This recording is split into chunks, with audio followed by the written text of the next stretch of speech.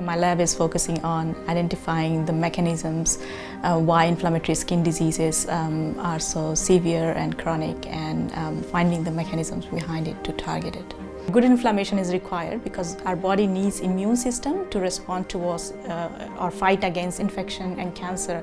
But what happens if it goes beyond a threshold, it can lead to manifestation of, for example, inflammatory skin diseases, for example, psoriasis, eczema. The skin inflammation happens when something goes wrong with the communication in the different cells in the body. And having a good communication is really important to maintain how we function in a normal way.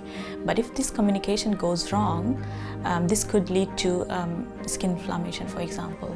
And my research is focusing in understanding these communicating mechanisms so that we can find those keys to unleash the door for the drug development. Because if we understand the communication better, we can target it better.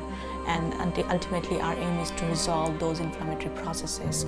Most of the time what happens is the patient suffering from the inflammatory skin diseases, they end up taking drugs which is non-specific. And non-specific drugs not necessarily work for every diseases. So for example, when we talk about eczema or when we talk about psoriasis or HS, they have a different mechanisms.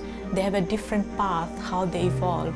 And if we understand what are the pathways that are different between different diseases, this is the key to have the drug development, and that's the process that I work on. So I'm really focusing on understanding those pathomechanisms that causes the disease so that you can take it to the clinic and then help the patient in the long term.